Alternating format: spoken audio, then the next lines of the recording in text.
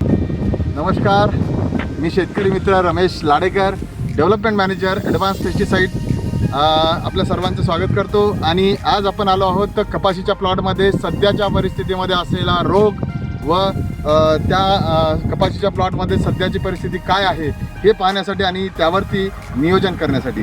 तर आज आपण कपाशी साधारणतः 30 ते 45 दिवसाची झालेली आहे। त्यामध्ये जर कपाशीवरती पाहता पाण्याचं प्रमाण हे मोठ्या प्रमाणात झालेलं असल्यामुळे आज जी कपाशी ट्रेसमध्ये आहे, जसं उदाहरणार्थ की त्याची वाढ थांबलेली आहे आणि त्यासोबतच त्याचे जे फांद्या येणारे जे फांद्या आहेत ते पूर्णतः थांबलेले आहेत। आणि त्यासोबत आपल्याला जर पाहायला गेलं तर ही कपाशी आता सध्याच्या पिरियडमध्ये थोडंसं ग्रोथ थांबण्यात आलेली आहे। तर यासाठी आपल्याला सुरुवात करावी लागेल की काय नियोजन करायचं आहे। त्यामध्ये जर पाहायला गेलं तर आता सध्याच्या परिस्थितीमध्ये कपाशीवरती मोठ्या प्रमाणात माव्याचा अटॅक जो आहे तो फार मोठ्या प्रमाणात काळा मावा व पिवळा मावा हा खूप मोठ्या प्रमाणात दिसत आहे। आपण प्रत्येक जागी बघू शकतो की काळा मावा व पिवळा मावा हा मोठ्या प्रमाणात आढळून येत आहे आणि सध्याच्या परिस्थितीमध्ये सर्वत्र हा कपाशीवरती रोग आहे। आणि यासाठी आपल्याला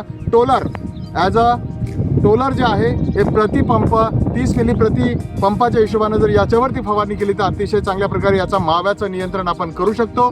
त्यासोबतच याची वाढ व ग्रोथ, त्यासोबतच फांद्याची वाढ करण्यासाठी आपल्याला जो ट्रेसमध्ये गेलेला आहे, जास्त झालेल्या पाण्यामुळं जो प्लॉट ट्रेसमध्ये गेलेला आहे किंवा थांबलेला आहे त्या प्लॉटला व्यवस्थित करण्यासाठी आपल्याला काजूचा वापर म्हणजेच काजू लिक्विडचा वापर, ॲर्थोसॅलिक सिलिका 2% वापर जर आपण या ठिकाणी केला तर हा प्लॉट या ठिकाणी थांबणार नाही, तो पूर्णतः ग्रोथमध्ये राहील। आणि त्यासोबत याला लागणारी NPK म्हणजे ज्याला लागणारी अन्नद्रव्य आपण जर नॅनो पार्टिकल टेक्नॉलॉजीमध्ये जर दिली तर 100% याची जे वाढ असो किंवा याला लागणारे जे अन्नद्रव्य आहे आणि अन्नद्रव्य जर व्यवस्थित राहतील तर झाड हे सशक्त राहील। त्यासाठी सर्व शेतकऱ्यांना मी विनंती करतो, हा जो स्प्रे आहे टोलार, काजू आणि फर्टिस्टार 16-16-12 हा जर स्प्रे घेतला तर 100% याचं नियंत्रण आपल्याला आणि नियोजन आपल्याला चांगल्या रीतीने होईल।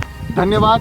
यासाठी पुन्हा मी दुसऱ्या स्प्रेसाठी सुद्धा येणार आहे। त्यासाठी आता जो स्प्रे आहे सध्याच्या परिस्थितीतला जो स्प्रे आहे तो हा करावा आणि हा केल्यानंतर दुसऱ्या स्प्रेसाठी सुद्धा मी असाच व्हिडिओ मी सर्व शेतकऱ्यांना पाठवेल। धन्यवाद।